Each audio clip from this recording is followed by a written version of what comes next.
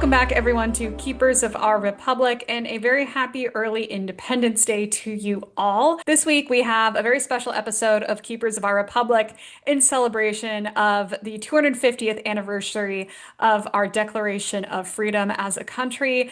We are speaking with judges, civic educators, legal professionals from across the United States who came together this spring for a legal symposium at the University of Washington School of Law. If you are a longtime listener of the podcast, you are familiar with some of the work that was done at that symposium.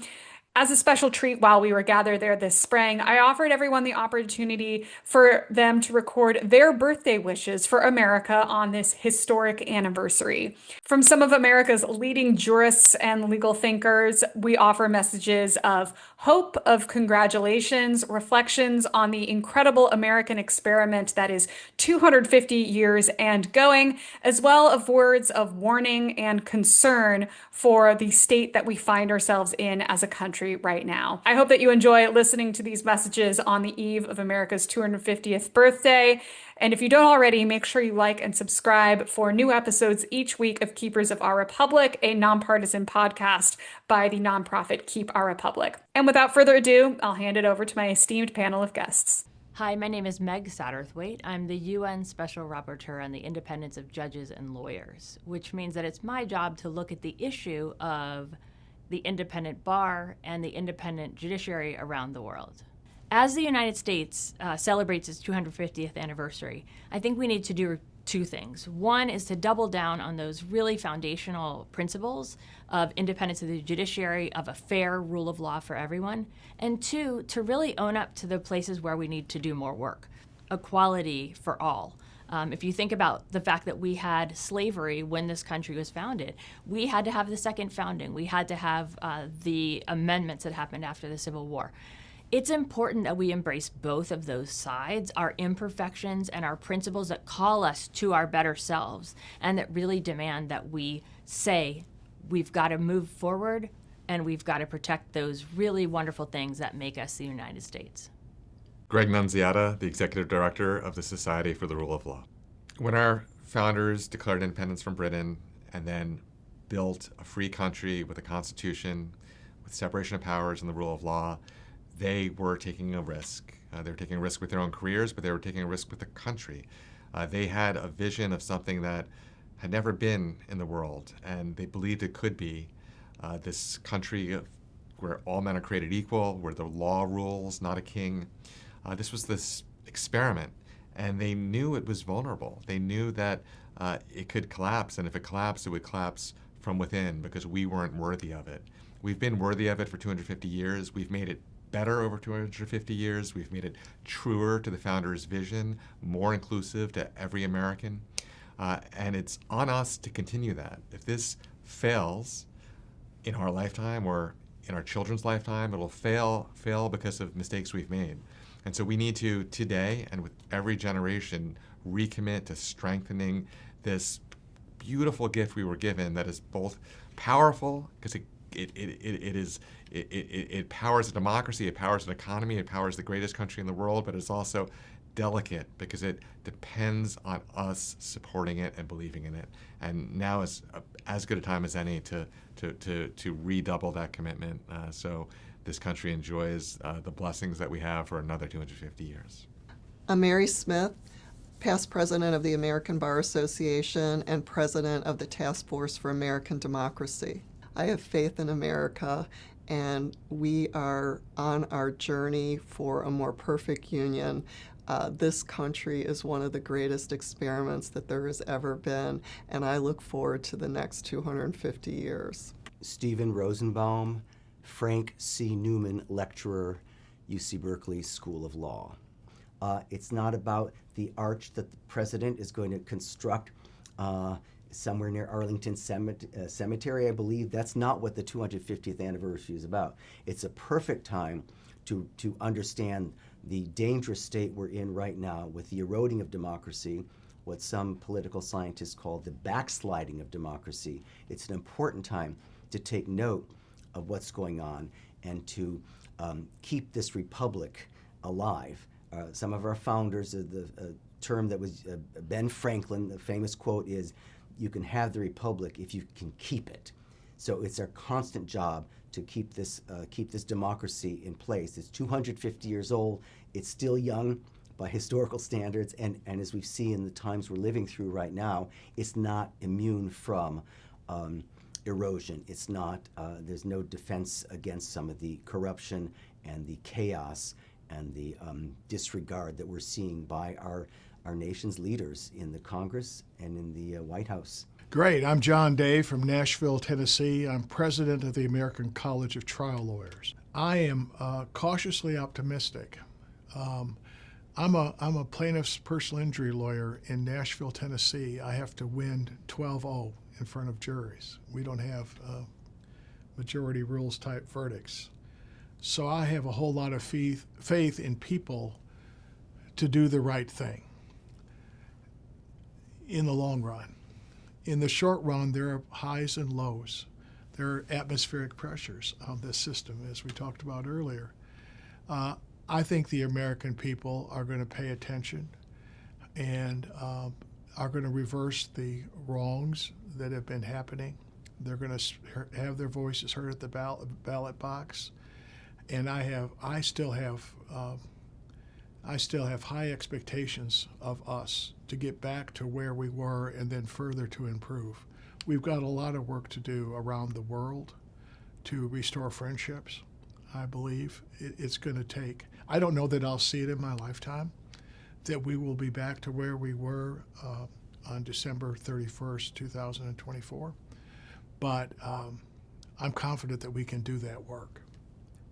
I'm Mark Wolf, retired United States District Judge as of November 7, 2025, and Senior Counsel to the law firm of Todd and Weld in Boston.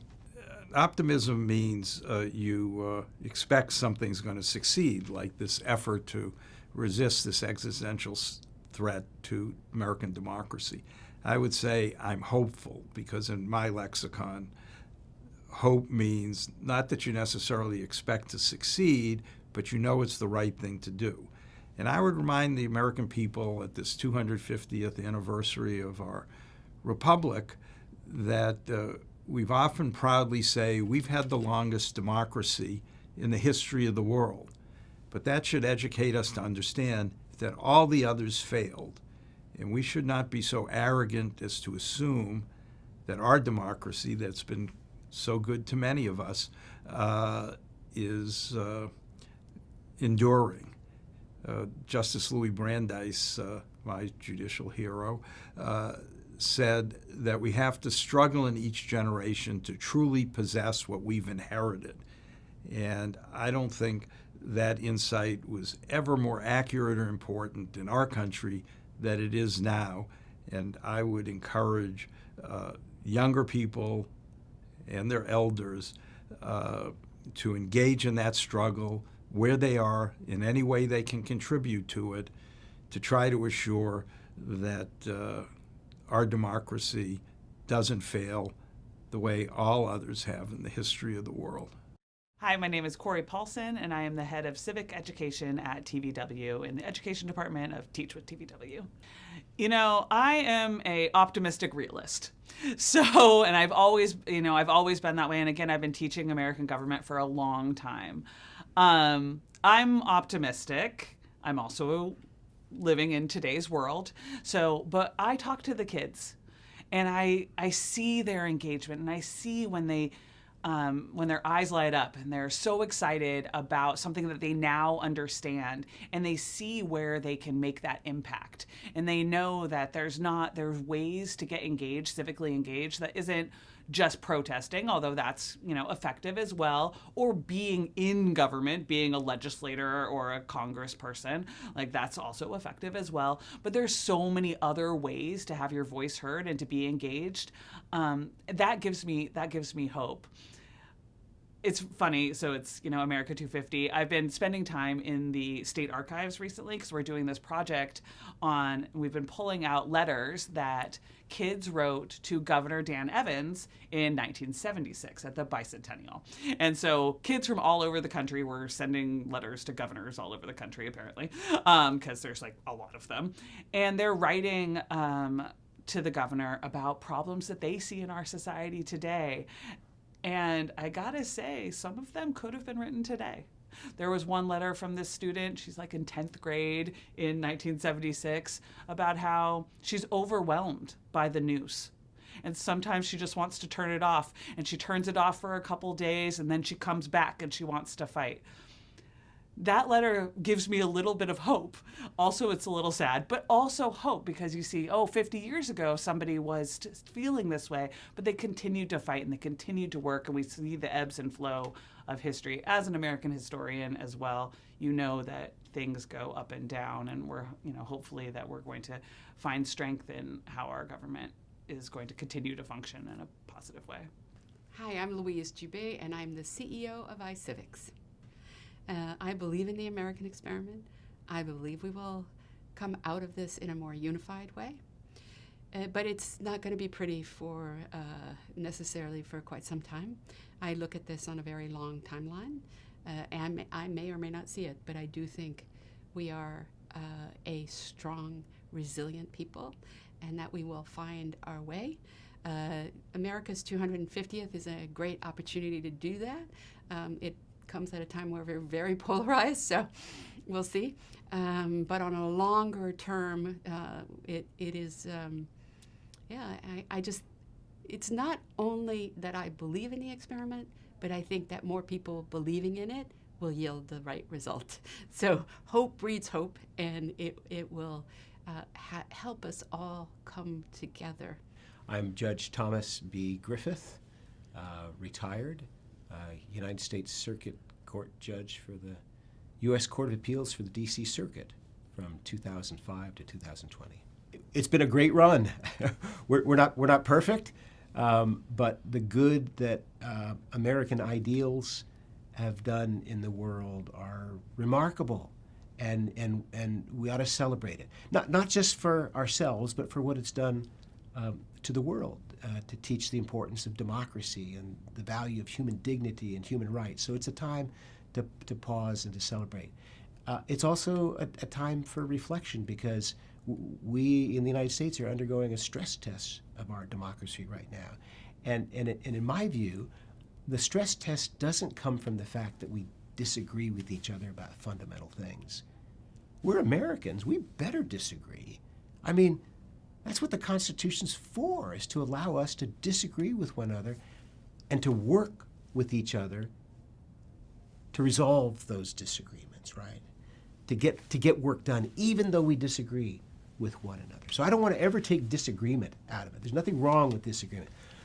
What's wrong is the way we're disagreeing now, because it's not just that I think you have bad views on tax policy. It's now you are a bad person.